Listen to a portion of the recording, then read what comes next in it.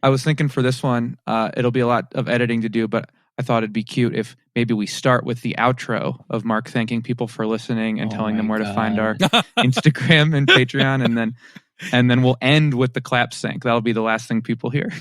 Oh my God.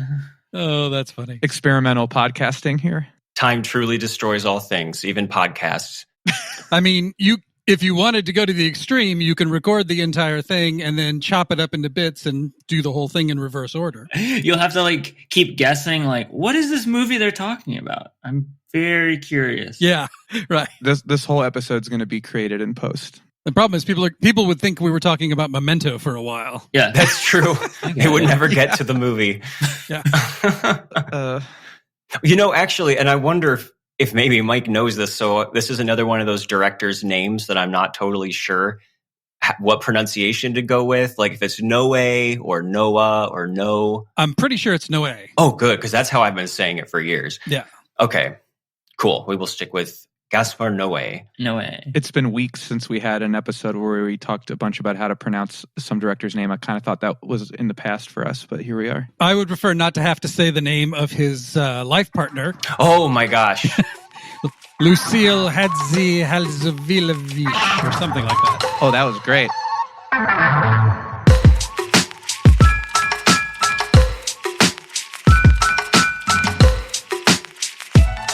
Hello and welcome to Unwatchables, the film podcast to help you either prepare for or recover from your cinematic trauma. I am Marc Dottavio. I'm Seth Troyer. And today we are joined by film critic Mike D'Angelo to help us dissect one of the most polarizing art films of the 2000s and perhaps the most controversial Cannes premiere ever, Gaspar Noé's 2002 reverse chronological revenge drama, Irreversible. Let's take it back to the start.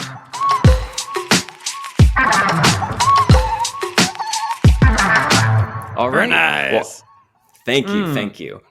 So I don't want to waste any time getting to welcoming Mike D'Angelo, aka the man who viewed too much. That's referring to his personal blog that made him one of, if not the very first online film critics. Of course, his writing has appeared in many publications, including the AV Club, The Dissolve, rest in peace, Las Vegas Weekly, Nerve, Entertainment Weekly, Time Out New York, and Esquire, among others, I'm sure. He now has a thriving Patreon, of which I happen to be a member, and you can also find some of his reviews these days at Alternate Ending. Speaking for myself, there is no one whose opinion on a new movie I look forward to more than Mike D'Angelo's. So, Mike, thank you so much for joining us today. Yeah, I'm happy to be here. All right. Did I get anything wrong in there? Did I leave any of your massive credits out? No, I think you pretty much hit all the important stuff. Okay, great. So yeah, I feel like the Patreon is kind of where you've been centered mostly these days. Is that something that you find to be, preferable in ways to how things used to be? In certain respects, I guess. It has advantages and disadvantages. It's I'm doing much better from a financial standpoint than I had imagined would be possible when I started it. It's not a lot of money in the grand scheme of things, but I assumed it would be almost no money, and that turned out there were more people who were interested in supporting me in that way than I anticipated, which is great. The main advantage is that, number one, I only have to write about films with one exception, which is there's a weekly poll, which you know about, in which patrons at a certain level can request films for me to watch and review. Other than that, though, I pretty much get to watch whatever I want. I don't get assigned a lot of films that I have no interest in, as I used to when I was writing for AV Club or Time Out New York or any number of other places. And I can also, maybe even more importantly from my standpoint, assume a certain degree of cinema literacy on the part of the average reader. So I don't spend a lot of time hashing through things that I might feel compelled to do in a professional review. I can make references and trust that people will either get them, or if they don't, will have the initiative to, do a quick Google search and find out what I'm talking about. So I'm able to just kind of dive right into everything and do whatever I want stylistically. Now I don't have an editor telling me you're getting carried away here, so maybe sometimes I do get carried away. I don't know, but no, overall I really enjoy having, and I like having a community of people. I recognize a lot of the names. I mean, I think it's like 800 people now, so I don't know them all, but I know all the people who are in the like the $5 and above levels who are, voting in the polls and submitting films for me to review and so forth. And a lot of them comment on a regular basis, and we have conversations. And so it's a lot of fun, actually.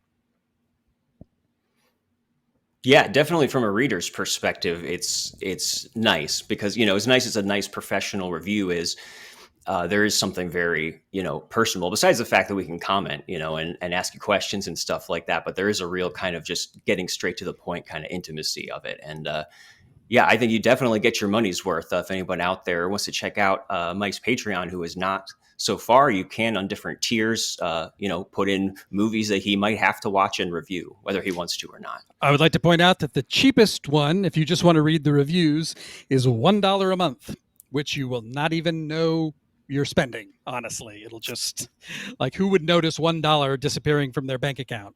Maybe some people, I guess, but not many. So nothing's $1 anymore. Yeah, exactly. And except for Mike's Patreon. Yeah, and that's you get all the reviews for that. It's only if you want to get involved in voting in polls or requesting films that it would cost you any more than $1. Mike, right. I'm curious. Do you recognize Marc's name as the guy who spent weeks trying to get you to watch Freddy Got Fingered, which is kind of a towering film in the canon of this podcast? It's a big deal. I absolutely recognize Marc as one of the people whose names I know. I did not remember that Freddy Got Fingered was his film, and now I am giving him a very dirty look. Yeah, it's a good thing the camera's off. Yeah, can't see it. But I want to apologize to all of the podcast. Are there podcast listeners or viewers or both? I guess mostly listeners, but okay.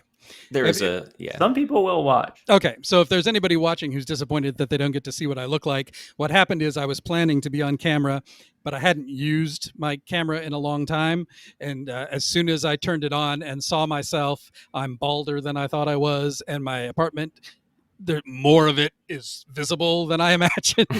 So I would have had to put these guys on hold to clean shit up, and so this was a better solution. Yeah, it's something that we discuss quite often on this podcast, that what you see visually can be very intense and a lot to take in. Well, it's mostly respect. That I would have I would have gotten a different chair than this if I had known where my head was going to be in relation to the camera. So, it's the chair's fault. Yeah, exactly. That's we'll my put story. We'll put a picture of you up, and we'll find the cleanest apartment to drop you into. Perfect. With a crazy ass chair. Yeah.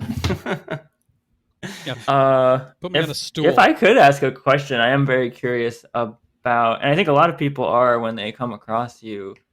You're an early adopter of internet criticism and the marriage of film criticism and the internet. It seems like you kind of came up around that. Oh yeah, I was one of the. I don't know. I might say that it's hard to know for sure because there were people on bulletin boards before the internet was really a public thing. But as far as ordinary people being on the internet, I'm probably one of the first 5 or 10 online film critics that ever was, I think. I worked hard on formulating that question without it making me saying that you're old or something. I am old. No, I mean, there's, I've been doing this for, let me think. I started writing the reviews in 1995. So it's been 27 years. So that tells you, people can do the math from there. Yeah. I mean, I was young. It just must have been a trip. It must have been a trip to just see it slowly merge and become a thing. Yeah, that it was now it's it's at the forefront, obviously. Well, I don't know if you know the story about how I was discovered, but I can tell you that if you like. Please do. I don't know your Spider-Man origin. Yeah, no. So what happened was I started the site in 1995. It was originally strictly for friends of mine. I did not anticipate that the general public was going to read it. It was really just, I had been emailing friends of mine in other schools because I was attending NYU at the time. My thoughts on movies. And at some point I thought, you know what would be easier than cutting and pasting the same email? They started giving us web space at NYU. So I thought, well, I'll just put it up here and I'll point you guys to the URL and then you can check it out at your leisure. So I started doing that in the summer of 95 and kept going through 96. The reviews gradually got a little longer. And then January of 97, my girlfriend at the time was a subscriber to Entertainment Weekly. And I went with her to a mall or somewhere to go shopping. She went in a store. I sat outside with her copy of the latest DW, Killing Time. And that issue had the first, I think, article that was ever written about internet film critics, and suddenly I was reading my own name. Did not know that was they did not contact me about it in any way. I might not have seen it if I had not happened to be dating someone who subscribed.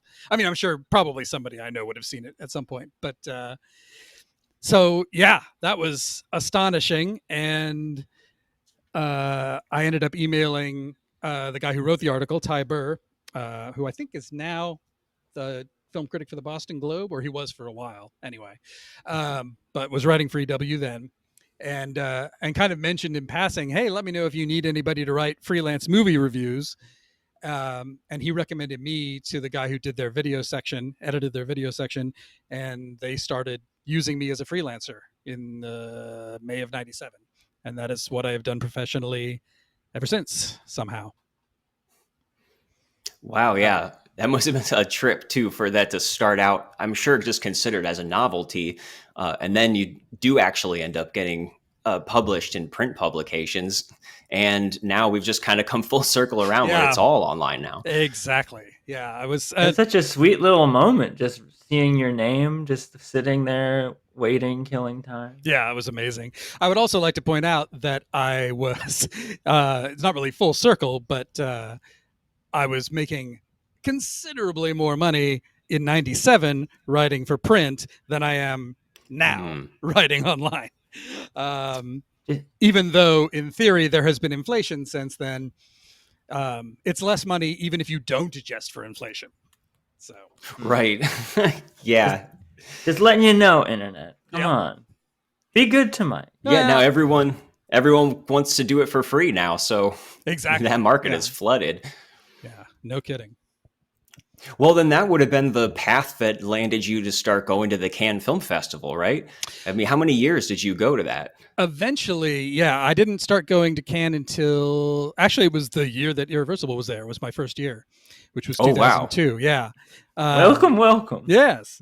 Nice segue. So by then I had been hired as the chief film critic for Time Out New York, which is a weekly magazine in New York. And so I started going to festivals immediately in 2000. They started sending me to Toronto. They paid for me to go to TIFF. They would not pay for me to go to Cannes. So I eventually decided I wanted to go badly enough that I was willing to spend my own money, and always did. I never got paid. I got crowdfunded to go to Cannes on one or possibly two occasions, but I don't think I was ever professionally paid to go there. It was always my own money, and it's not cheap at all. It's, like do you need a public $3,000? Do you need like a publication to get you credentials to go, or are you able to just do that on your own? No, it's not a public festival, so you have to have accreditation of some kind. That's why I'm not going now. Is because I see. Nobody has. I used to cover it for the AV Club, and then Alex Dowd, who has now left the AV Club, but he took over as editor, and he decided he wanted to go himself. And the Dissolve shut down. And now, granted, I was not proactive about bugging people and saying, "Hey, who wants to send me to Cannes?" But but nobody has reached out to me and asked me to cover it for them, so I haven't been going. Oh, well, fingers crossed that gets to happen again at some point. I loved reading those dispatches. Oh, thanks. Can Mike again? Yeah, I miss going. The last time I went was in 2016, so it's been a while. Oh yeah. Well, that you definitely couldn't have had a more memorable first experience. With what I've read about the premiere of Irreversible, is it always like this, fellas? Yeah. Well, that film was late in the festival, so I kind of had a handle on what it was by that point, but I was still unprepared for that particular screening. Okay, yeah. Then I want to talk about Gaspar Noé to kind of go into this. For anybody listening, he was an Argentine filmmaker who works out of Paris mainly. And at the time Irreversible came out, I believe I Stand Alone was his only feature film. That is correct. Which I just watched for the first time kind of in preparation for this, and did like. And it definitely leaves an impression. And I mean, I wonder, so I imagine when you came to see Irreversible, was that basically, were you thinking about that, or do you remember anything about your impression of him or I Stand Alone at that time? Yeah, I had seen I Stand Alone at the 97 New York Film Festival, I think it was, and liked it. I thought it was, I didn't love everything about it. It was, I think I gave it a B. I was doing letter grades at the time. So it was mild. I was mildly impressed. Was more interested in it formally than content. He was doing this thing in that particular film, which he hasn't really repeated since, where he was using gunshot sounds as punctuation combined with these like really fast zooms that are very disorienting. So the film kept you in a constant state of like really strong unease, which he leans even further into in Irreversible. But that was the part that I really responded to, was just the innovation that he was doing with the sound and image, not so much the narrative, which is it's just kind of upsetting in a way that, it does the job, but not in a way that I found particularly either moving or insightful. It was just kind of, I wasn't offended by it, but I wasn't particularly affected by it either, I guess. Yeah, it does seem like that is a point of contention throughout his filmography, is the grappling with craft versus plot, and whether one is earned or the other is earned, or which one am I to focus on, which one do I walk away with, which one makes the other suffer, or which one builds the other one up. It seems to be sort of the point where you either are frustrated by Gaspar or you're in.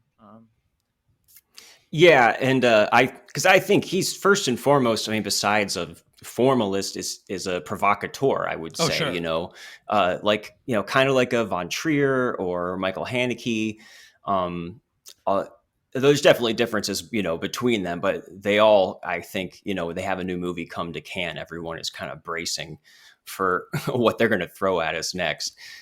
Yeah, I mean, and bear in mind, for those who haven't seen I Stand Alone, it's not as bad as it makes it out that it's going to be, in my opinion. But there's a part late in I Stand Alone where a sign, for lack of a better text, comes up on screen that says, "Warning, you have," I think it's 15 seconds to leave the cinema.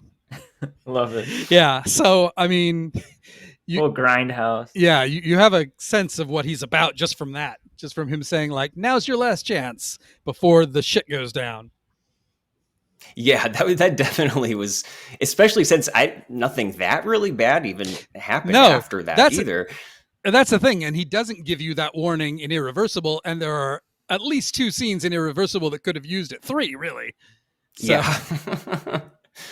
Yeah, for sure. And it's so and we'll dive into Irreversible here in just a second, but since then he has made a handful of movies, including Enter the Void, which was the follow-up, which kind of uses the camera as like a POV shot of the afterlife, basically. We have Love from 2015, which was a 3D film with unsimulated explicit sex in it. A few years after that was Climax, and he just had one last year, I believe, called Vortex. Right. It does seem, just, looking at your ratings and reviews and stuff, that Irreversible is kind of the outlier out of those. Is that accurate? It's definitely the one that I like best, or it's the only one that I love.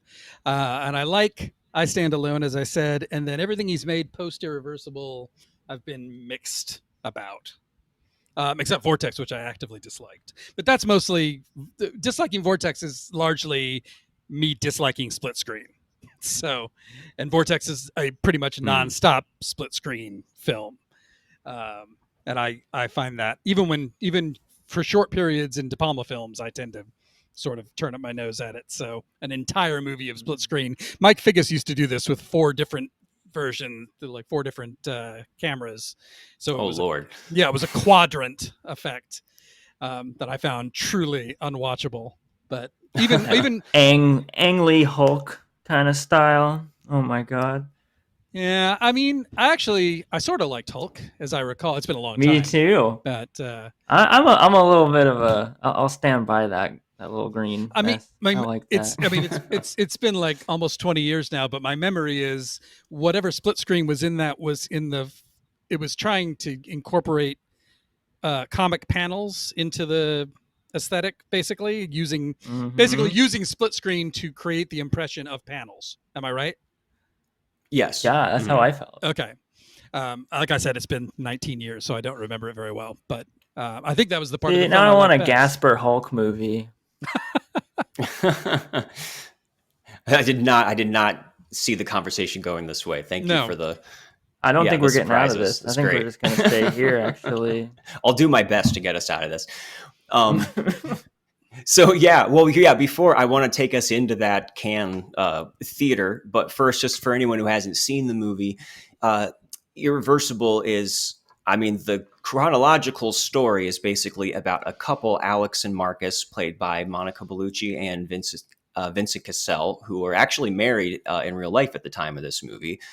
And if you follow it in order, it's a pretty straightforward revenge film where they go out to a party with a friend who's a former lover of Alex's, named Pierre, played by Albert Dupontel. And and they, she is viciously sexually assaulted and attacked, and they find, or who they think is the attacker, basically, and follow him into this nightmarish gay club called the Rectum, where a horrible violent act happens. But really doesn't play that way, because we start with the final scene, which is the act of vengeance, and then work our way backwards to the idyllic beginning. And this does sound similar to Memento, although it's to very different ends, I think. But even before we get into that, yeah, exactly. The Cannes, I was reading some articles about the Cannes premiere, which was held, I believe, at like 12:30 a.m., which is kind of an odd time. Like a little later than usual. They kind of knew what they were getting into with this. They do that a lot. Love, which I also saw at Cannes, was also a midnight screening. So that's where they kind of like to put Gaspar. Okay. Movie. Yeah. Sure. And all the articles about it are about hundreds of people walking out, and there were no awards given to it that year, from what I understand. Oh no. The jury was headed by David Lynch, and but no, they went with The Pianist instead, right? Which is quite a different direction. Indeed, it was actually not one of my favorite films in that year's lineup either. Yeah, no, I'm not. I'm not really sure anyone looks back really at that movie as a classic at this point, but. Yeah, so is there anything you can share from the actual experience from inside there at Ground Zero? Yeah, well, it's, to say that hundreds of people walked out, I don't want to give people the wrong impression. It might have been thousands. That's an exaggeration. I actually looked up, I was curious about this, so let me see if I can find because I just Googled it. Apparently I closed the stupid window, but I looked up what the capacity is for. I'm pretty sure, I can't say this 100% positively, but I think it was in the Debussy Theater, which Cannes has two huge theaters. The Grand Théâtre Lumière is the one that you kind of think of. It's the biggest theater. It seats about 3,000, as I recall, and is where all of the red carpet premieres take place. I'm pretty sure they showed Irreversible at the Debussy, which is smaller, but that's a relative statement. It's still bigger than most theaters you've ever been in your life. Seats, I think, I remember I saw it was about 2,200. And I would roughly estimate that half, it was a completely full house. And I think half the audience was gone by the middle of the film. Like, so literally, I think like 1,100 people got up and left. Wow. That's so intense. And it's not like it happened in waves. So what happened was the film started. Now, actually, you said it started with the act of violence. That's not actually true. There is a sort of prologue that actually involves the main character from I Stand Alone. That's right. Same actor playing pretty much, based on dialogue that he says, it seems to be the same character from I Stand Alone. It's not an important scene in any way, except it's kind of laying out the philosophical groundwork. And they're an apartment above the rectum. So then the camera kind of moves out and down and in. For those who haven't seen the film, the camera is doing truly insane things throughout on every possible axis through which a camera could move through space. It's a floating ghost. It's insane. And I think that's also the point where they say the big phrase that is at the center of the movie, right? The time kills all things. He says that at the very beginning.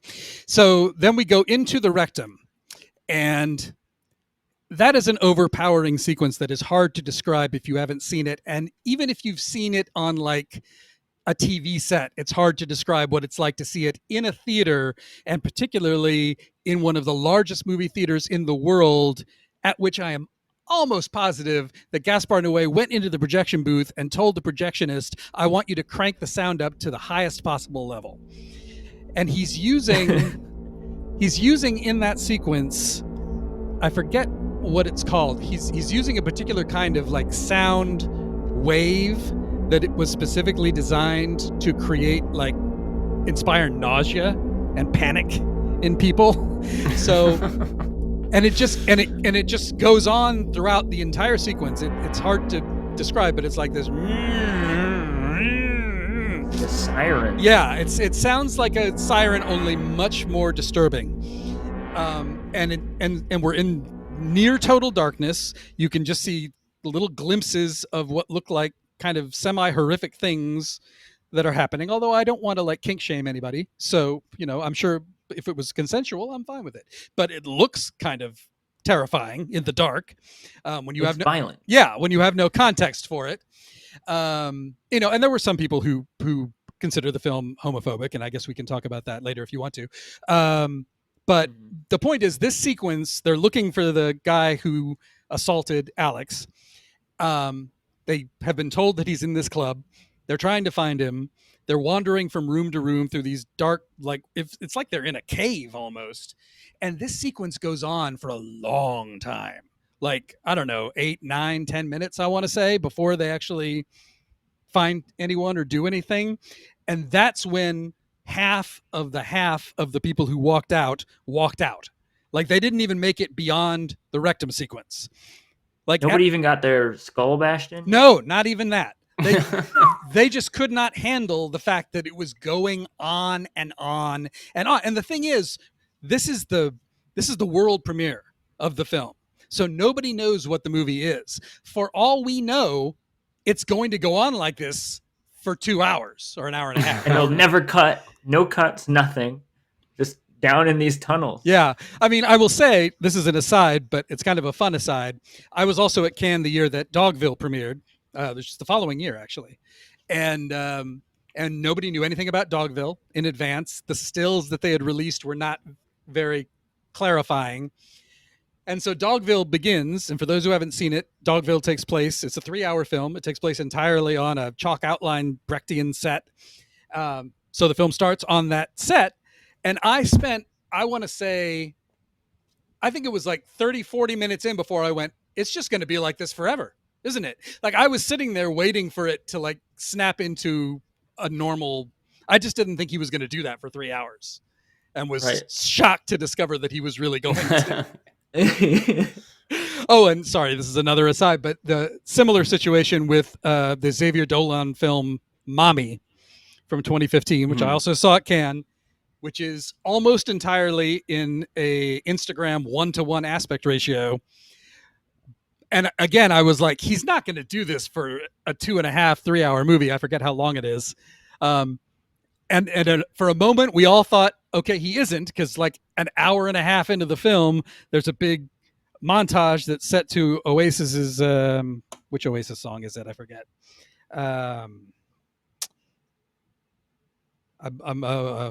It's not Wonderwall, is it? It is Wonderwall. It is. Oh dear. Okay. It is a Wonderwall montage, and one of the characters literally takes his hands and like pulls the screen to open up the frame from 1-to-1 into widescreen. And the whole Cannes audience applauded wildly. Right? Finally! And it stays widescreen until the montage ends, and then it goes back to square and stays square for the rest of the movie. See, that's such a thing anymore, though, that I feel like I miss out on. Like, I love getting to know what I'm going in for with movies, but at the same time, the internet really like it. Beyond spoilers, I'm not as worried about like spoiling a plot necessarily, but the like you can hear a lot about like those things that like are like so exciting to be in the theater and realize like it's just going to be this. Whoa, they're doing this. The whole reason that I was willing to spend large sums of money to go to film festivals, because I've been mostly paying my own way to Toronto. I haven't gone to Toronto since 2019 because of the pandemic, but it's worth it to me. I want to be in the first audiences for these films, not because I have some need to be first, but for precisely that reason, because I want to be able to have a totally tabula rasa experience with no idea what to expect. And in fact, one year at Cannes, 2007, I didn't even know what the films were. I had a roommate of mine there. I stopped reading any kind of movie related news. So I didn't see the lineup when it was announced. I had a roommate take a Sharpie and black out all of the titles and directors' names. I had to spend the whole 2 weeks looking at the ground to make sure that I didn't see, because there were posters and shit everywhere. And so I went into every film at Cannes 2007 having no idea what I was about to see. I saw No Country for Old Men, did not know it was a Coen Brothers film until it was over. I guessed that it was. I can tell you you are correct. I can tell you the exact moment when I said, I think this is a Coen Brothers film. It's the moment when Chigurh is stalking what's his name in the hotel room, and he unscrews the light bulb, and you kind of see the shadow of his feet under the door. That was the scene where I was like, I think this might be a Coen Brothers movie, but I didn't know. Simple. Yeah, Blood Simple. Oh, that's nuts.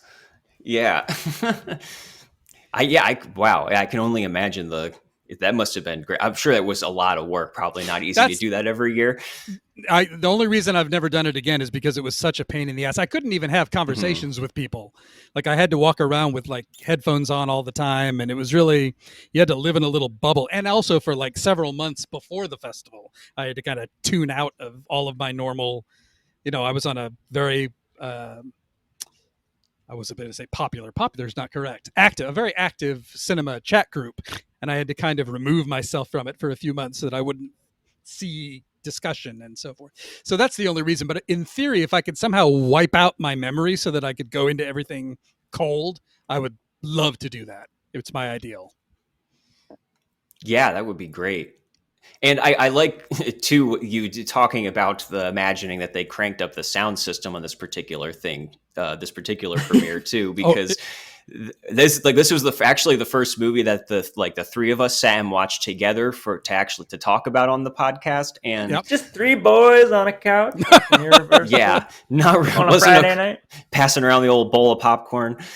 And the sound was like I had to keep they're going to kick me out of this apartment if I don't have this sound under control, because that Mark's got all these old ladies in his apartment. This just low frequency like hum and throbbing like the whole time, and I was imagining that theater probably had the walls just rattling. Oh, it was really. I didn't ever think of leaving. I was kind of excited by it because it was just so intense, but Sure. it was hard to sit through. And I got to say, just as a general comment on Irreversible, it's a film I've seen, I think 4 times now, but I have to steel myself every time, including the most recent time. I finally rewatched it maybe 2 years ago. And it was really just like, okay, I guess I'm doing this. There we go. I have the same feeling about Audition, which is a film that I love even more, but have a hard time actually sitting through. Anyway, so that was the first wave, was the rectum wave, and then we lost, so probably 500-600 people right there. So by the way, you're trying to like watch the film over like multiple people getting up and walking out in front of you, as will happen. The rectum wave. Yeah, exactly. Yeah. And then the people who remained were kind of in it for the long haul until the rape scene. And then another 500-600 people, which I understand, could not take that. When that also just went on and on and on. And they were just like, okay, that's enough. And I respect that decision. It's not a decision that I made, but I respect it. Yeah, and ironically, that's a moment that was replicated in most theaters that showed it. I would imagine. Yeah, and ironically, that's when the camera finally sits down and just gives you a static shot. The one time you don't want to be staring straight ahead. Exactly. Which is very intentional. Yes, extremely, extremely, and it certainly works. Like, there's nothing to distance you from that, and. But it is funny to think people who've just heard about this movie generally hear about the rape scene and probably assume that's when most people storm out. But I think this has kind of the Blair Witch effect, where people would just go in and actually get dizzy or just can't handle something that's visually incoherent.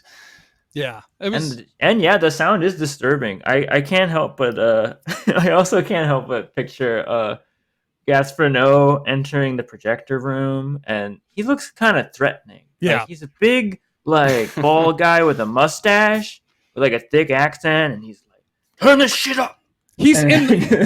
By the way, he's in the rectum scene. I don't know if you saw him. Oh, of course. Yeah, I heard that he is. Yeah, and I think that was maybe an olive branch to show that he wasn't trying to other these people too much, which his favorite spot. Is arguable, Because indeed. when do we get into what with this stuff is like the question. But we can keep going with how the plot all works, I guess. Yeah, that's that's basically all you need to know as far as discussing it, because you get to the midway point of the movie and all of a sudden it's like, imagine you walked into the theater late and it's such a completely different experience stylistically, like the way the movie calms down when it gets to that second half, which I find to be extremely effective. Mm-hmm. But because it's so prolonged, both times, the first half and the second half, it really makes you feel that. And if nothing else, this movie is a visceral experience, whatever you think of the ideas going on, or whether it's, maybe a little kind of dorm room philosophical. That stuff works for me because he sees it through to the end, or to the beginning, you could say.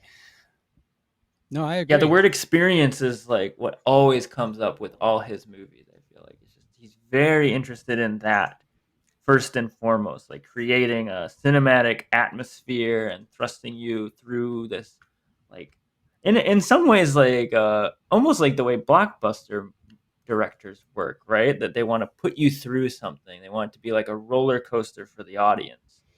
He's obviously like thinking about a lot of different themes, a lot more like intense like thoughts are going on here, but I do think that is a big thing about Gaspar Noé. He is just like putting you through it. He wants you to feel like you've gone through something, which is exciting and also just like always going to repel a lot of folks. Oh yeah, but the thing is, I find it fascinating and upsetting in a weird way that there is, I don't know if you guys are aware that he created a version of this that's in chronological order. Yes. Yeah, which I forget what it's called. Irreversible, the something. I think version. It's the straight cut or something. That would have been a poor choice. I hope it's not that. But, could be. I don't know. Have you seen it? I have not. And the thing is, I feel like if I were to watch this film in chronological order, I think I would find it offensive and unaffecting and awful. I think it would be a terrible film if it were not told back to front. I think that's there's a great interview with him on YouTube, like talking about it, and it feels like Spinal Tap or something, like that. It's like this revolutionary idea of now taking his revolutionary idea and making it normal or something. Yeah, no, that's it. It's just so. It's a terrible idea, and I don't know why he thinks. I mean, maybe it's just a marketing ploy on his part because he's not above that sort of thing at all. But I'm trying to figure out what is the chronological. I just want to figure out what the name of this thing is because it's driving me nuts. It does not say. Sorry, you guys can edit this crap out. I like this. Okay. Surfing to the internet together. We can fact check this while we're. I absolutely cannot. It's not even in the Wikipedia page. Anyway, there's another version of it. But I just think that's a totally misguided idea, and that it would ruin the film more or less. Absolutely. I mean, it would be like doing the same thing with a movie like Memento, which again I think should come up at some point during this conversation because that's also a backwards movie and. It's serving a very distinct purpose. Although I do think it's interesting the differences between the two, because in Memento, where the whole purpose of it is to always start us off in each scene with a blank slate in a way to reflect where the character is coming from and put us in their shoes. Whereas in this movie, we start out in the first scene with the characters having all the information and knowing what's going on, and we're totally in the dark. And then as it goes on, it's like we gain information as they lose it. And it kind of gives this God's eye view of something that the characters aren't aware of, which is like similar, but, philosophically, I think kind of the effect that he's going for. The film there's also maybe Harold Pinter's Betrayal would be applicable here. I have embarrassingly never seen Betrayal in any form, but the film that Irreversible is actually most like in terms of what it's doing is it might be Jane Campion's first feature, I think it is, which is called Two Friends. She made in the mid 80s, I think 86. And Two Friends is just the story of a friendship that dies, basically. But it's told backwards. So it starts off at the point where they aren't talking to each other anymore, and then it moves back to the point where they meet. And so it's basically it's a sad story that chooses to go from misery to bliss, and that's exactly what Irreversible is doing. And obviously the title is a way of underlining that that's not possible in real world. You can't go in that direction. It's not how time works. But the magic of the movies is that you can, for the space of an hour and a half, experience it in this way in which you go back gradually. It's kind of like moving from death to birth in a way. Definitely. And that stylistic difference too is, that first part really does look like you're literally in the bowels of hell. And by the time we get to the end and that, final shot where you just have these vivid greens in a lawn and children going through a sprinkler and, it's spinning around, that I think at least viscerally, it works, whether or not you're along for for it conceptually. Tony, did you find the title of that? Because I saw you pop up there.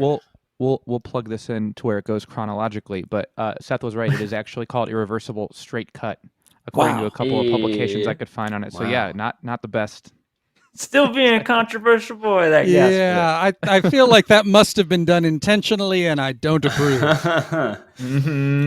Yeah. Everything about that was a bad idea. Yeah. Yeah. But, I mean, double down. You've got a terrible idea. Give it a terrible name. Sure. Yeah. Keep getting in there. Release it again. You had a controversial film. Release it again. Right. I did think it was interesting, and Wiki simplifies everything, and so it's just funny to see like this vague sentence that's on here. No way. First found financing by like convincing them that like it would be a more capital idea to now make it in reverse because of Memento, like, which is interesting. Like that this is like, man, I just can't get my like normal intense crime movie made. And the only way I can do it is flipping it in reverse and making it all experimental. He sold him on it being like the future of cinema. Like they're going to start doing, the Lion King remake's going to be in reverse. This is what the kids are into.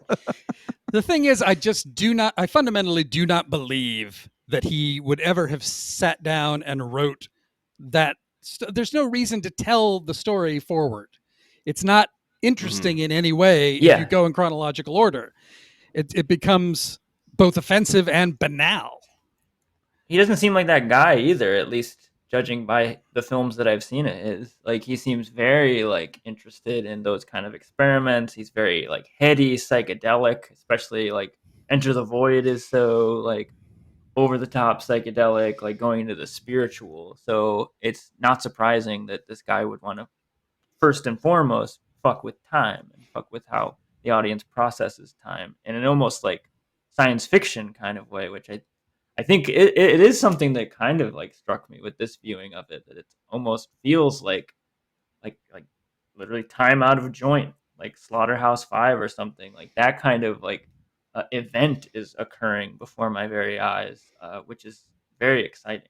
I will say the one thing is, I think, again, I have not watched it in chronological order, but from my memory of the way the camera moves, I feel like if you were to watch it in chronological order, what happens is the rape occurs and that sets the camera on a fucking insane tailspin for the rest of the movie. Yeah. From that point forward, which does make sense. And we're seeing it backwards. So it starts off crazy and then settles down instead. But clearly that violation is what causes... It was just reminding me because you said time out of joint, and it kind of physically goes out of joint in terms of the formal approach as well.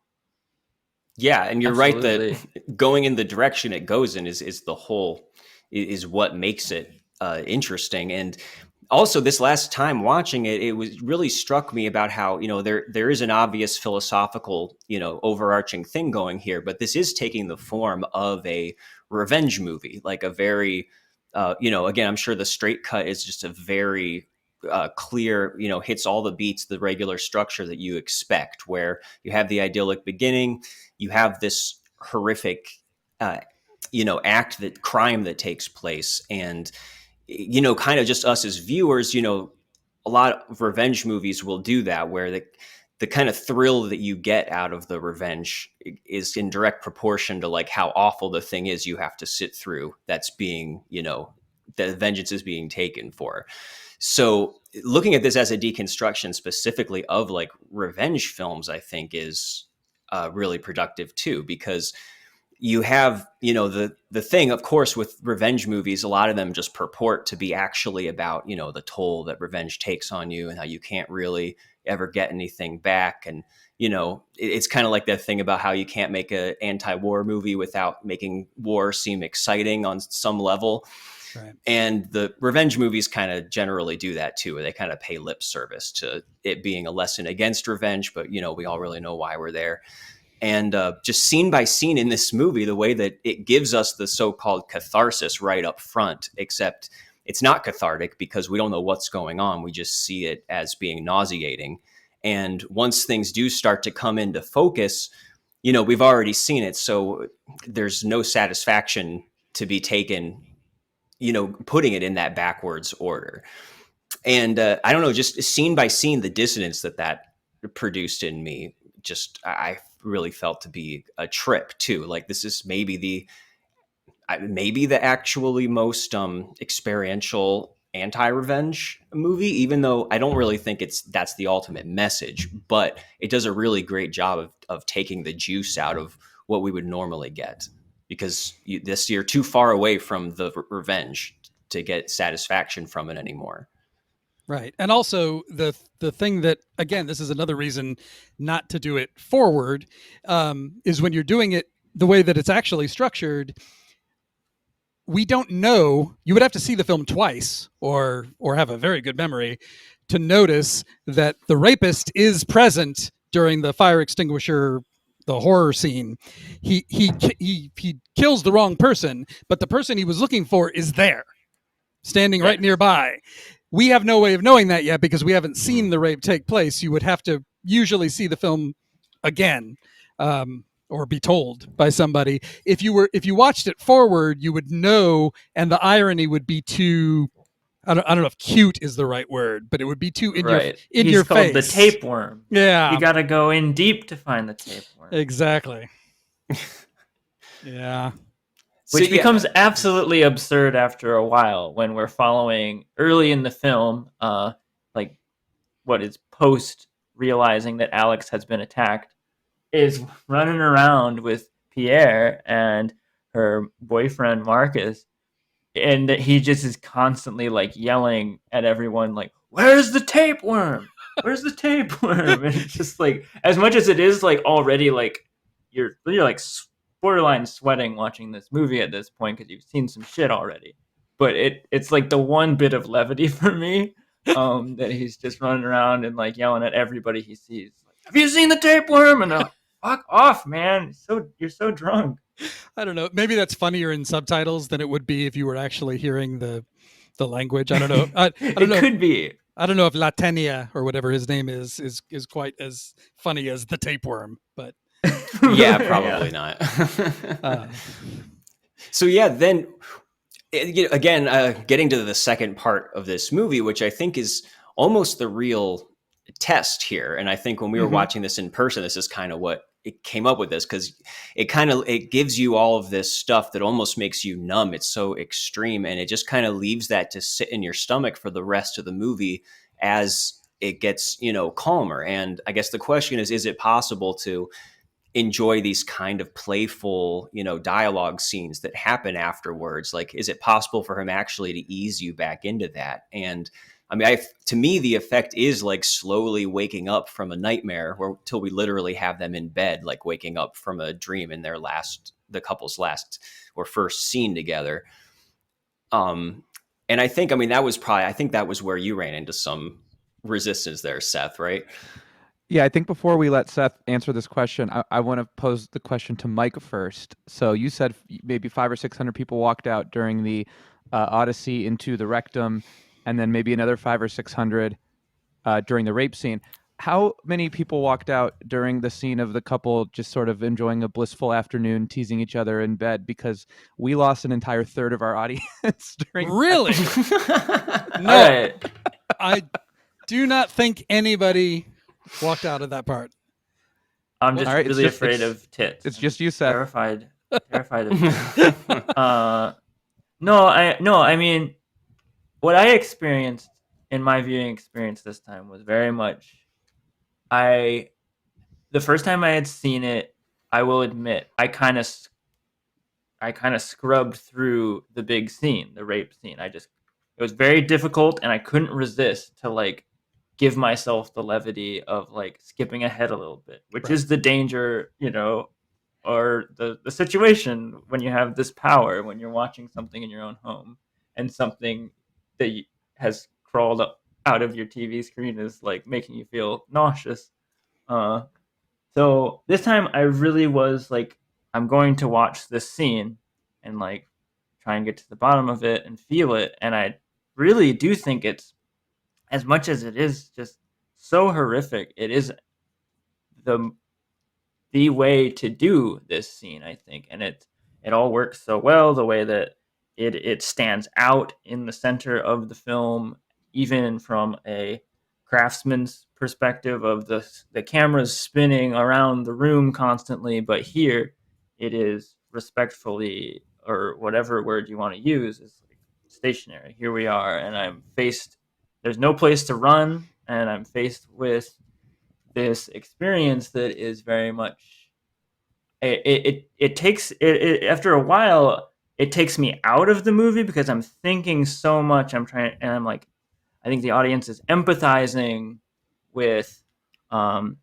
Alex, who's being violently raped in front of you. I hope they are. Jesus. Yeah, obviously, yes. But it is, and you're thinking about like what like the real world and everything outside of this movie. This happens all the time, and you're being like reminded of all this horrible shit that you try and forget in the world, and like what it would be like to be in this situation too. And then the movie like goes on, and I just found that was like the part that was like not disturbing, but it was just hard for me to like then just couldn't get you back like right. A movie now after I've like gone through such an experience. I don't know, my mind was just too preoccupied on the experience, and I could not focus on, now we're developing the characters on like a train ride and things like that. Not necessarily a criticism. It was just like that was the aspect of it that like I kind of was like, I'm not leaving necessarily, but I guess I would count myself as like a walkout. So that's very interesting. I have a couple thoughts on that. So first of all, I agree with you entirely about the rape scene itself, which I have always defended. And I'm not, as I was very confident about it 20 years ago. I was kind of obnoxious about it, actually. I understand the other point of view better today than I did then, and I am cognizant of the fact that, for example, that scene has been kind of lifted out and gets like traded around in shitty parts of the web, and people are out there probably jerking off to it, and that's all awful, obviously. But my feeling both then and now is almost all movies, because they're not trying actively to alienate viewers, they almost all aestheticize rape in some way to make it much less awful than I imagine. I don't have no personal experience, but I imagine that it is. And I felt like this was the first rape scene that I had ever seen where I was like, oh, I fully understand what a truly, nightmarish, like life potentially destroying experience this could be for someone. Even before, now it also turns into like a horrible physical assault where she's getting her head slammed repeatedly into the ground. But even before that, even if that part of it never happened, just the actual rape itself and the fact that it goes on and on like that, as they presumably often do, he doesn't let us off the hook in any way, and almost everyone else does. And in some weird way, I appreciated that I was not being let off the hook for once. The closest maybe that I could remember previously was the rape scene at the end of The Accused, which Jodie Foster won the Oscar for, the first Oscar, I guess. But even that, I was not happy with the fact that they held that scene until the very end of the movie, as if we were being sort of rewarded at the end with it for hanging in there. I haven't seen that film since 1988, so I don't, maybe if I saw it again, I would feel differently. But then I find it very interesting. I can kind of understand how, having endured that, you would find it hard to just, say like, we're going to pretend that didn't just happen, because in the world of the film, it didn't just happen. It's something that's going to happen later. So it works for me anyway, I think, because now I haven't seen the film in a couple of years, but my memory is we go from the rape scene backwards to the train scene. Is that correct? Does anyone? Yeah. Okay. There's a party scene in between where they kind of get into a fight and she leaves, but I don't think that's as significant as the subway scene. Well, the party scene would be after the rape and hence before it chronologically. Yes. So Right. I'm talking. So I think the first thing we see after the rape is is the train, and they arrive at the party. So, and the train sequence, that particular, now apparently, I have read, I don't know whether to believe this or not, I have read that they improvised all of that dialogue and that it was different every time, that they shot multiple takes, and that all of the takes in terms of what they were discussing were different, which I find hard to believe because the take that's actually in the film is very relevant to what the film is about. It's a lot of basically Alex telling Pierre that his problem as a lover when the two of them had been together was that he was overly concerned about her feelings and her welfare and not concerned enough about what he wanted, which is horrifying relative to what we have just seen happen, that's about to happen to her, but also feeds into the decisions that Pierre is going to make and why it ultimately is Pierre rather than Marcus who picks up a fire extinguisher and pummels somebody into oblivion. Right. So the fact that conversation feeds into the beginning / end of the film, it works for me as a transition so that I didn't feel like we were instantaneously going from horror into like, I mean, their tone is lighthearted, but the substance of the conversation relative to the film is not. Does that make sense? Right, and I felt that connection. Yeah, I absolutely agree. And I shouldn't say that it's like totally divorced from the movie or something. It is. It's just my mind is just so shocked at that point. It's just I Right. just felt like it was like difficult to catch up with the. I don't know. I was just like hearing my own thoughts at that point was louder than hearing the voices of the characters or something. It was just a particular experience. Yeah. Yeah, and allegedly, according to Noe, there was only a 5-page shooting script for this movie, and that the dialogue was improvised. Wow. And I kind of believe it because I think maybe the difference between this and a lot of his later movies is that he didn't tend to work with actors who were this good again, and that it relied that his writing, there's a lot of dumb stuff in his movies after this, and that maybe by kind of outsourcing that to these really good, performances is what helps push this over the line, basically. Oh yeah, because I think all three of them are terrific. I'm a little sad that I've seen Albert Dupontel in very little in the 20 years since this movie, which makes me sad because I think he's fantastic. Cassell and Bellucci I have seen plenty of times, but he's also a director, I believe, so he's making films of his own. I haven't seen any of them to date, but I do not think this film would have worked if he had just found a bunch of people on the street that he thought looked interesting and just tried to get them to do it. It would. I think that would have been a disaster. Wasn't that kind of what your one of your? I remember reading what you wrote about Love, also from Cannes, which is basically like he had to kind of settle for actors who were willing to do the sex scenes, as opposed to maybe somebody who was as accomplished as Vincent Cassel or Monica Bellucci. Yeah, that's. I mean, I haven't seen Love since that festival, but yeah, that's my memory is feeling like people were flailing whenever they weren't boning. Right. Yes. Gaspar is a horny boy, as many directors are, but particularly horny boy. Which I can say that I did enjoy the third act. The first time I saw it quite a bit. The third act is very beautiful, and it's very. It still has that ghostly movement, but it's finally like feeling like it's going more in a steady, like almost slow motion sometimes. We're lulled and rocked after being shaken and kicked around with the first and second act of the movie. Well, also at the very end, he starts you off with just that noise, and he finishes off with fucking Beethoven. Like one of Beethoven's loveliest pieces. So it's hard not to be moved by that, really. It's gone full high art, absolutely.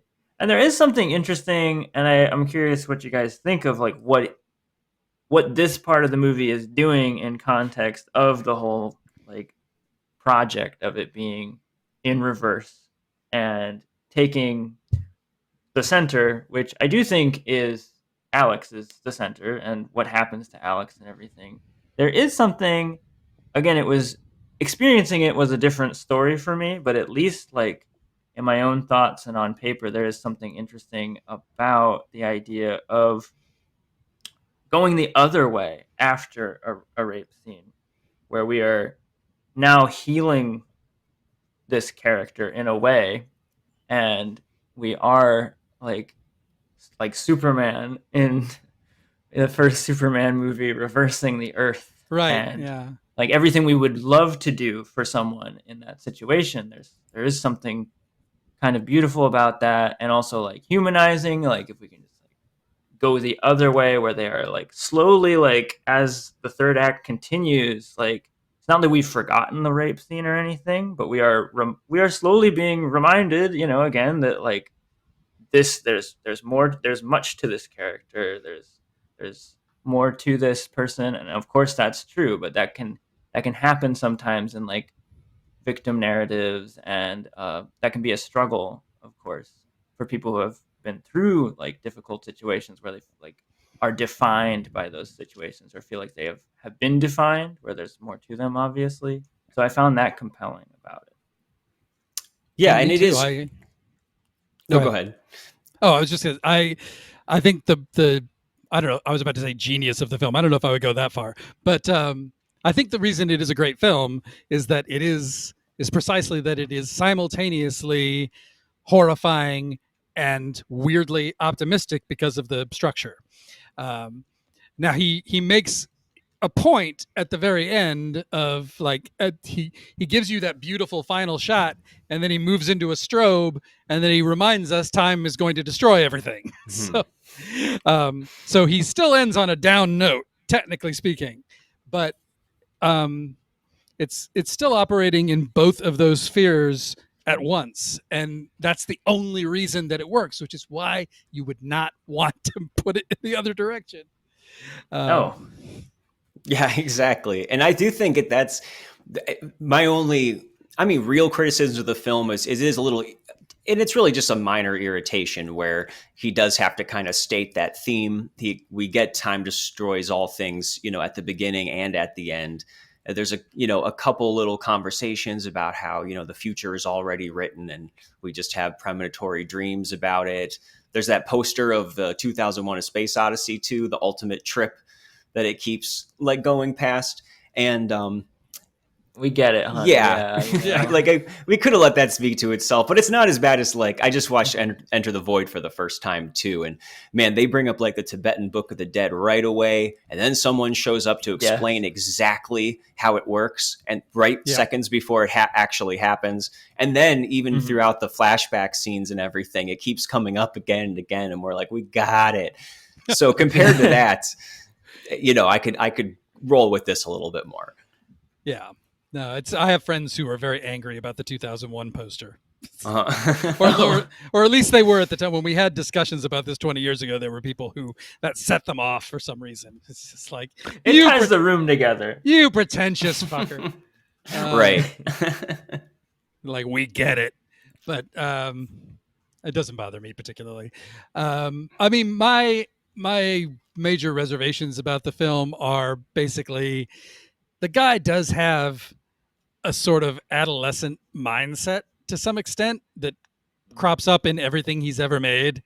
And I just have to kind of make my peace with it, I guess. And so I don't ultimately, it's not for me to say because I'm straight, but my sense would never have been that the film is actively homophobic, that actually, although if you take homophobic literally, maybe it kind of is. Maybe there is some fear there as opposed to hatred.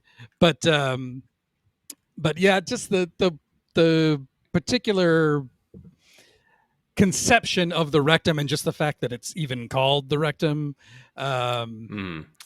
is just, there's part of that it just seems a bit juvenile to me, I guess, and I have to kind of roll my eyes and move on.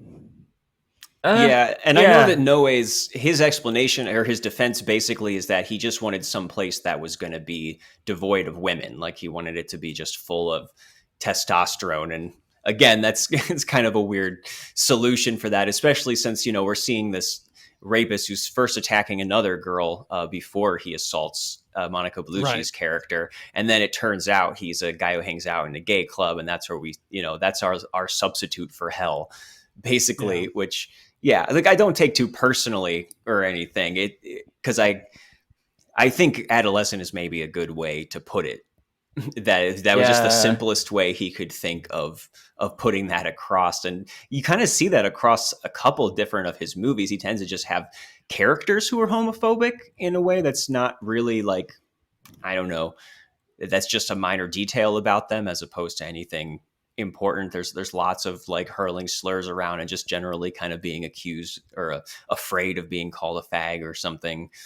And I think who knows, there is something interesting there about masculine versus feminine, which I think he is like really preoccupied with, which again, like interesting, like especially in you know, kind of a full octane in a way could be seen as a very testosterone driven movie. At the same time, a movie like this, or even in some of his other movies, the center is again Alex, and he's very, there's like it's not a bad word, juvenile kind of sense of this like almost angelic feminine presence, like a reverence for the feminine. And I think there is something interesting there about the rectum being even, like beyond it being gay, it is like the most masculine, like intense, like it's the world of man, which would be hell if in that sort of cosmos that he's making, where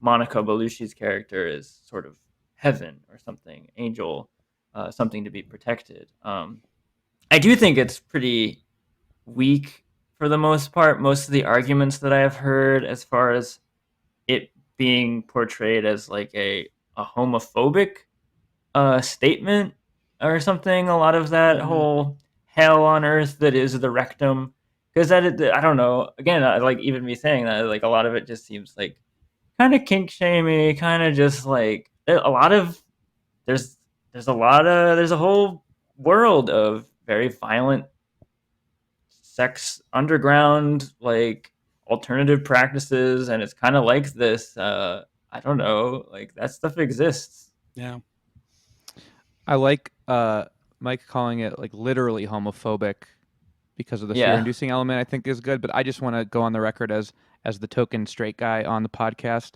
and say that Marc and Seth and I do karaoke on Wednesdays at the gay bar in our neighborhood, and if we ever get the opportunity to do karaoke at a place like this, we're absolutely at the rectum.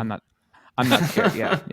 I would love to go to the rectum's trivia and karaoke night. Yeah, I don't think I don't want to have to compete with that siren though. That doesn't seem like exactly. No way. That does sound difficult. That's right. He's also yelling through the streets, "Where's the rectum? We have to find the rectum. Right. Go to the rectum," which is also really hilarious. Okay, now that's funny. But, that is pretty funny. Tapeworm, rectum. It's all pretty silly.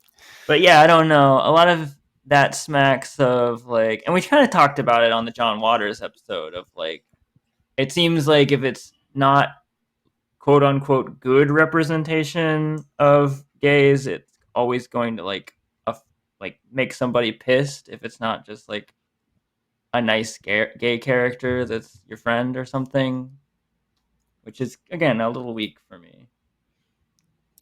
Yeah, that's no way for you. Throw it all out there. He probably saw a great setting, and went with it. But so usually we like to end these conversations by, each of us sticking with the theme of the podcast, saying whether we would unwatch the movie if we could. Although, as usual, it's usually pretty clear by the time we get to this point whether or not we would. But just in case you guys, have any just final thoughts you wanted to throw in there about it or about, Noe or anything like that. You want to go first, Mike? I'm trying to think if I have anything that we haven't really. I feel like we got to most of the stuff that I was thinking we would get to. Is this probably the? I was just going to say, do you think this is the hardest film you consider great to actually watch and sit through? Yes, I think it is. Mm-hmm. I think it is the one that I am most scared of re-experiencing, and that I most have to steel myself for. Like I said, the other contender would be Audition, just because the violent scenes in Audition are uniquely, at least I don't see a lot of like really extreme gore, which I don't enjoy. So I don't often see things where there's that much on-screen suffering, which is the thing that I have trouble with. You can do anything to a corpse that you want to, and it won't bother me in the slightest. Mm-hmm. It's only when people are like screaming in agony that I have a really hard time. And there's a lot of screaming in agony in both Irreversible and Audition. I mean, in Irreversible, a lot of it's being muffled by the rapist, but that only makes it worse, really.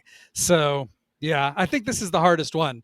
I remember the most recent time that I rewatched it, I had to kind of gear myself up to it over a period of days, where I was like, I know this is coming up because I have kind of a little thing that I go through in terms of what I see. So I knew it was coming, and I had to kind of like prepare myself and find the right night where it was like, okay, I think I'm ready now. So it's a film that I love, but it's also a film that I fear in some ways. But I would not unwatch it. Good. All right, Seth, where do you finally land after that harrowing experience on my couch? It was good to share the couch with you, boy. We'll pick something lighter next time. I don't know. Not likely for this podcast, though. I would say I would not unwatch this movie. I'm starting in reverse order. Usually you say that at the end, but starting with that, because I do think it's all very effective, and I do think a lot of the difficulty here is earned for the most part. I could definitely understand why virtually 50% of the population, if not more, would get up and leave the room, and it's fine. Like, that's a big part of this podcast is like, yeah, movies are great, but you don't gotta stay if it's really bothering you all that much. You can live your life without it. Absolutely, I get it. I should say, by the way, that was my experience at Cannes when it was the world premiere and nobody knew what was coming. I watched the film again at Toronto later that year, and there were still some walkouts, but many, many fewer. By then, people kind of knew what they were in for, and the people who did not want to go near a film like that just didn't show up. Exactly. Oh, totally. I do really enjoy the first part of the movie. I think the rectum scene is just so hellish and such a visual crazy feast that I don't want to necessarily eat. And I love. I wish I knew more. This is something I don't know if you know more about, Mike, but is what the hell? How does the camera work like that? They had to. They invented a rig. Is what I understand. I don't know. I don't have a good technical background in terms of how that sort of thing works. So, but I do know that there was some kind of gyroscopic rig that they created specifically to execute all of those moves so that they could go along every possible axis. Yeah. And I believe Noe operated it himself too. Oh, that's amazing. Which he claims that he used cocaine when they were filming the rectum scenes. It feels like he's inside a camera plane that he's piloting, which is easy to like dismiss, I think, for audiences right now. They can like turn on like rings of power or something, and like cameras can just swoop around in CGI environments and go wherever. But like you kind of have to keep reminding yourself, like, no, this is a real camera, it's a real room that we're in, and it's doing this shit. So yeah, from that standpoint, I'm not always like a craft person, like what the camera's doing and all that is like cinematography is not like a wow thing for me always. But here it's like, again, the word is earned. It just really is so fascinating to watch it all happen, and it's so intense. I don't know when or if I'll watch it again. Because it is, like Mike. I'm free tonight, Seth. If you want to come over. Oh, yeah. Come on down, Mike. 4 boys on a couch watching Irreversible. Yeah, you gotta gear yourself up for it. Yeah, Gaspar is an interesting figure to me. Mm-hmm. I've always been a bit of a fan, but he always does seem like kind of like this weird guy who would he'd be like way cooler than me at the rave, and he would steal my girlfriend and or boyfriend, and I don't know. I feel like he'd beat me up or something. I find that kind of interesting and scary about him. I guess he does look like it, but yeah. For me, this is his only film I really like get an emotional connection from, and maybe I don't know, maybe it's the one time. There's a few of his movies I still haven't seen, but it seems to me like this may be the one time where just everything comes together, where his willingness or obsession with provoking and shocking actually works for the film instead of being a distraction. And this really relies a lot on those three main actors who I think are terrific. So this is I think this is probably his masterpiece. I'll be happy if he makes another movie that's impactful again, but I don't know, I'm not really holding my breath for it. So I definitely wouldn't unwatch this. And I was surprised at how much I actually was able to kind of recover in the final part to actually find it powerful. And that's, I think the missing element with a lot of his movies. Yeah, it's interesting that you mentioned that. I feel the same way about this, that I do like, as I said, I Stand Alone, but I think this is like heads and shoulders above everything else he's ever done. The one time that it sort of all came together, it just occurred to me just now, that's also true of Audition. And I've seen a lot of Takashi Miike films. I've seen like 25. And there are others that I like mildly, but I think for me, there's Audition, and then everything else is well below that. So somehow that one just all worked in a way that he's never been able to duplicate. Yeah, maybe just a provocative clock is sometimes right twice a day. Yeah, could be. And they just stumble upon it sometimes. We still have our Takashi Miike episode coming up at some point. We haven't set a date for it, but we're getting there. Is it Audition? We'll get there. Yes. Okay. Yeah, for sure. Yeah, and Itchy the Killer. Yeah, we might pair it with Itchy the Killer to contrasts. Itchy the Killer is another film I have no particular desire to sit through a second time, even though I did sort of like it, but my memory of it is that it was hard to get through. Yeah, that might even rival this one, honestly, from what I remember about it. Yeah. Jeez. It's been a long Looking time. forward to it. Yeah. All right, well, I really want to thank Mike for doing this with us. This was really a blast and kind of a dream come true, just because getting actually a chance to talk at length after reading your work all these years. I know, and thanks again for kind of going over the time that we were kind of estimating before this. But my pleasure. But I do want to pick your brain again, just real quick, right? At the time of this recording, it's September in 2022. Off the top of your head, do you have like a favorite film of the year so far, or a couple maybe that are standing out? I just saw my favorite film so far this year, which is Decision to Leave, the Park Chan-wook film that was at Cannes earlier this year. It's one of only 3 films from Cannes that I've been able to see so far. I also saw Triangle of Sadness like hours ago and was not as keen on that one. And then had mixed feelings about Crimes of the Future. So those are the only 3 from Cannes. I haven't seen most of this year's, what will presumably be considered this year's major films yet. But Decision to Leave, I have not been I've liked some of Park Chan-wook's films, but I have not. This is the first one that I've really kind of loved. Caught me by surprise a little bit. So that I highly recommend. I think that's coming out in theaters next month, if I remember correctly. And then what else? Do I have anything else from this year? I can't even remember. I'm looking at my top 10 list now. This was also at Cannes, although it was not in competition. The new documentary from the people who made this is what happens when you get old, is like movies disappear. Leviathan. Oh, okay.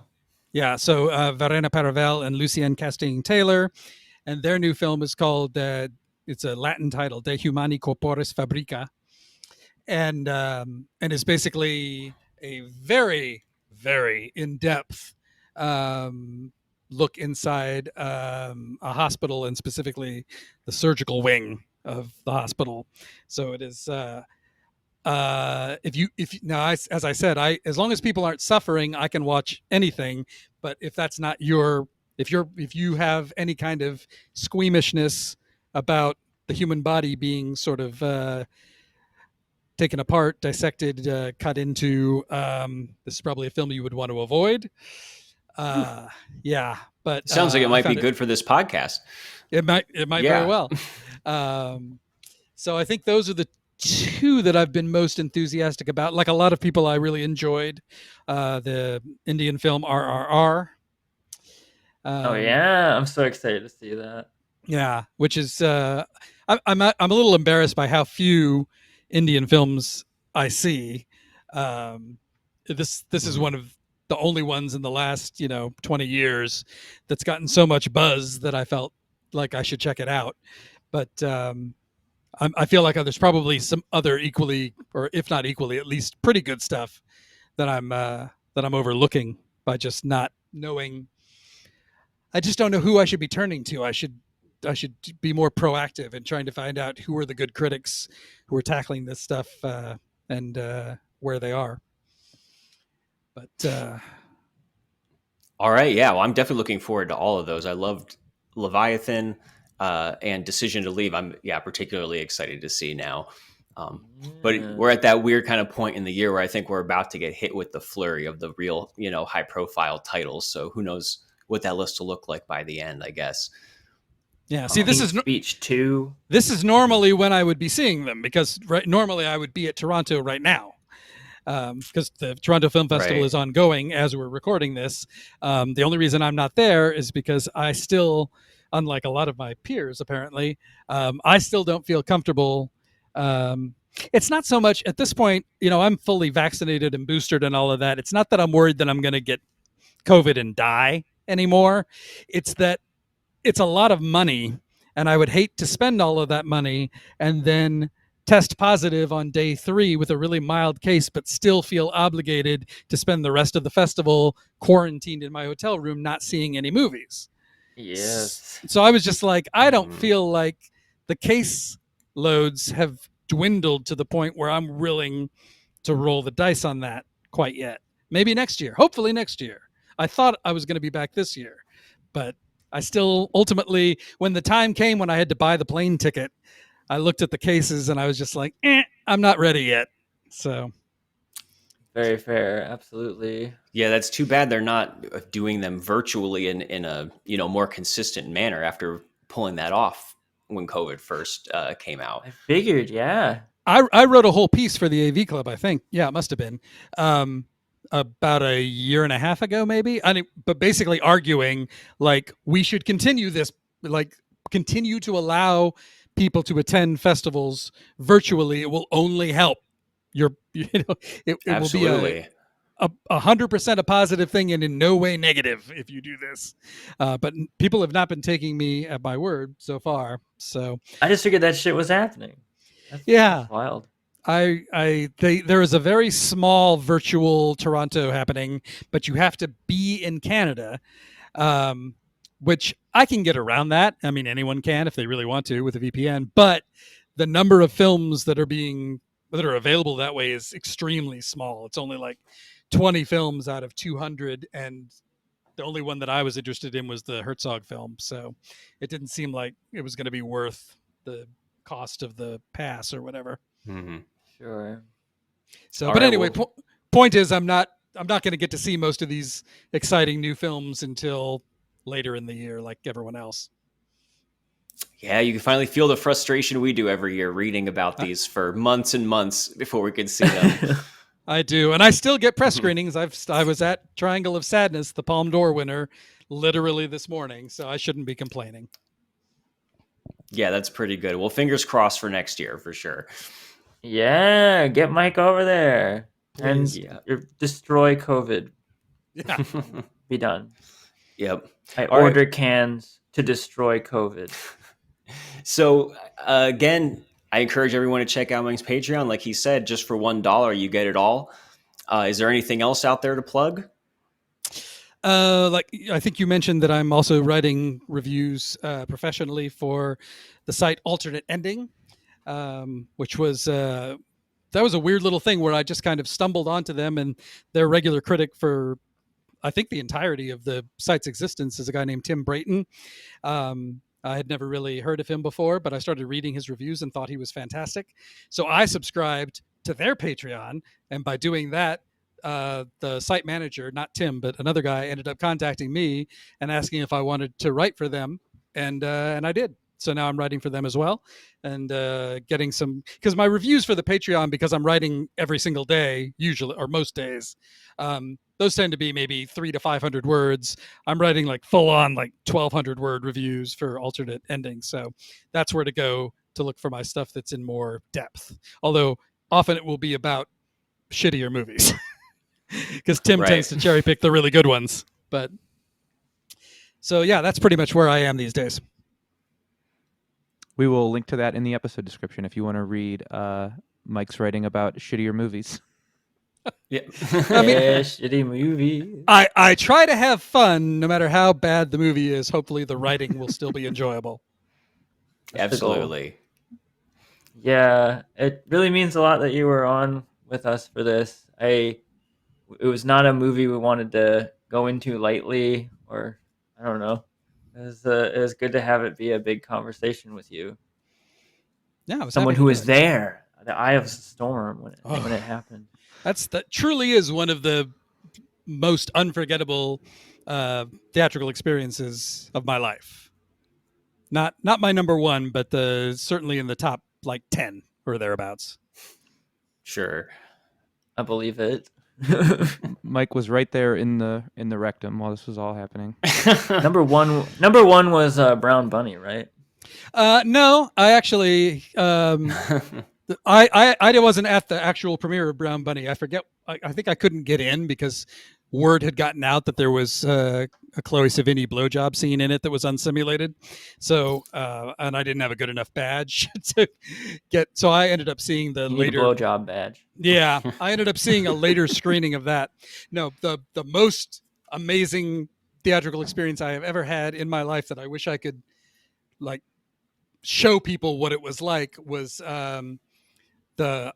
either opening day or opening weekend, I'm not sure which, of Malcolm X, which I saw in a Times Square theater in which I was one of maybe 3 white people in the entire theater that was sold out. And it was unbelievable. Like I have never encountered an audience reaction like that in my life. It was astonishing. And wow. Yeah. Holy shit. Yeah. It was it was electrifying. Oh, that's great. The film itself is great, but to see it with that particular group of like really hyped up people who were there for it was like nothing else I've ever experienced. Actually, I take that back, and this will sound ridiculous, but the one occasion that was similar was the opening night of U2 Rattle and Hum with a bunch of very rabid U2 fans in 1988. Imagine everybody crying audibly. I imagine there were more than 3 white people in that audience. Yes, many more than 3. Oh, my mom would have killed to be in that room. All right, well, I'm glad we had a lighter note to end on then. So some nice, happy theatrical experiences. But of course, you should begin with that note in order to get it in the reverse order and move back toward chaos. I'm so glad this episode's going to open with us talking about Rattle and Hum. That's awesome. Absolutely. All right, yeah, this will be Tony's finest work yet. Yes. All right, so I'm going to release the straight cut on the Patreon. So if you want to hear this conversation in an intelligible way, you gotta subscribe.